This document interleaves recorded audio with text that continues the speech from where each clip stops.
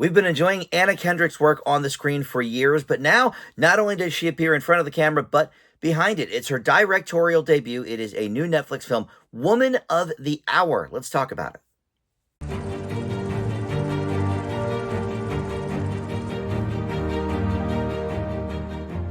Hey guys, Dan here. This is Dan Reviews It. Welcome to my movie review for a new Netflix film, Woman of the Hour. This takes a look at the serial killer Rodney Alcala, known as the dating game killer because he appeared on the show. And this is sort of about that moment in time. Anna Kendrick plays the bachelorette that gets on the show. But before we launch into the specifics of this movie and my thoughts on it, and really we'll take a look at, my thoughts on Anna Kendrick's directing as well as part of my review. But before we do that, let me welcome you back to Dan Reviews It. If you are new to the channel, please consider subscribing, click that notification bell, hit that like button, comment below. All that stuff, of course, helps the channel out. But if you are returning, thank you so much for joining us again on Dan Reviews It. All right, let's talk about Woman of the Hour. Anna Kendrick, look, she's one of my favorite actresses.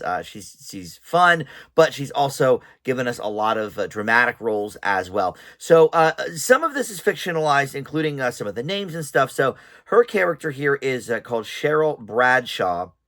And I do think that that is the real name of the Bachelorette on the dating game. Some of the things have been changed, but Daniel Zavato plays Rodney Alcala. That is certainly his real name. Tony Hale plays the host of the dating game, Ed, who is not Jim Lang. Jim Lang famously hosted the dating game. And look, I'm a game show enthusiast, so, I certainly know that. But I think there's going to be a lot of people in my age group and older that watch this movie that say, well, that's not the host of the dating game. Who is Ed? And I thought that was an odd detail that was changed. There's a few details in this movie that are changed slightly from what the real story is. And of course that happens, to sort of spice up the drama. But some of them just seemed kind of out of nowhere. Like, for example, on the real show, Rodney Alcala was bachelor number 1 and not bachelor number 3 as he is in the movie. And he did work for the newspaper, was it the LA Times, but not as a photojournalist as portrayed in the film. He had he took photos as a hobby and all of that, but his career was at the paper as like a typesetter.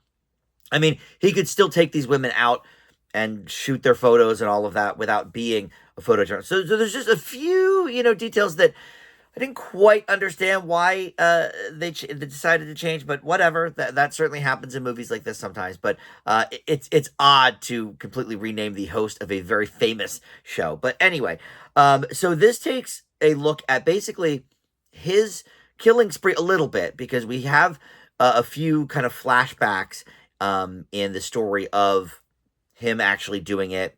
We see, him connecting a little bit with the woman, and those are only maybe, 2-minute scenes or whatever. The main focus is on the Bradshaw character played by Anna Kendrick, and then her she's, struggling actress, and her agent says, hey, why don't you go on this dating game and, get some exposure that way. So she does that. And so the bulk of the story takes place sort of within Bradshaw's world and within the world of the dating game, like the day of the taping kind of thing. And then there's a little bit of aftermath as well. She decides to go out for a drink with this dude, which that apparently never happened as well. But in any event, so she, Anna Kendrick has really given us something interesting here, because a lot of the true crime stories obviously usually are based around the killer and who he was and what he did and how he got these people. And we see a little bit of that maybe,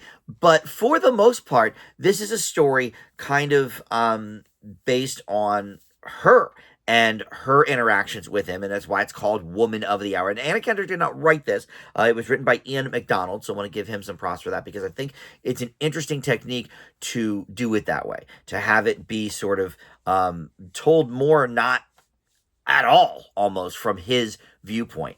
That is a rarity. So I have to give the movie props for that. And of course, Anna Kendrick's performance is great. She usually is. But look, her directing is really, for me, one of the stars of the show. Whenever we get an actor with their first time directing, especially a feature film, it's a little different in TV, but anytime that happens, I admit I probably look a little more closely at the directing and the style, and okay, is this a good idea to do this here and to put this here? And I honestly think her directing is really great. I think she has a nice future there if she wants one. Obviously, as women age, unfortunately, in Hollywood, sometimes the acting roles dry up a little bit, and that's been changing lately, I think. But she is kind of entering that sort of 40s and 50s era. There seems to be great parts these days for older women, which there weren't before, for the most part. But people like Helen Mirren and Meryl Streep in her older age, are finding these really meaty parts.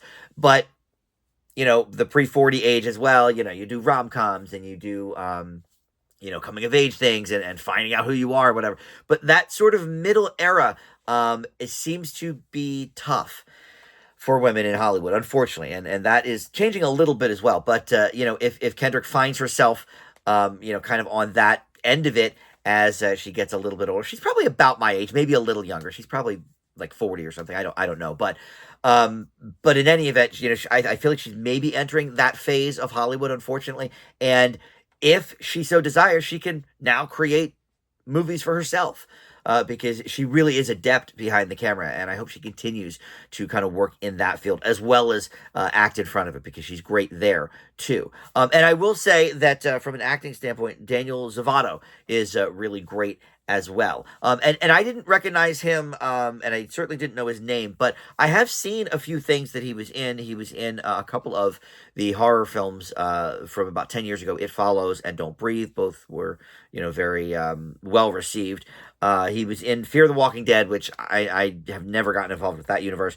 And he was also in the Penny Dreadful sequel, City of Angels, which was on, I think, for 2 seasons. I saw, a couple episodes of that, but he's really great here as well, as the serial killer. And we definitely get sort of that creep factor from him, absolutely, that we've seen before. And that part, even though he's good in the role, because it's not focused on him, he's written very, very sort of blandly. We don't, again, really explore much of his character, which is fine. But you also have Nicolette Robinson here, who plays a woman who is in the dating audience that recognizes him and says, "Oh my God, who do I talk to?"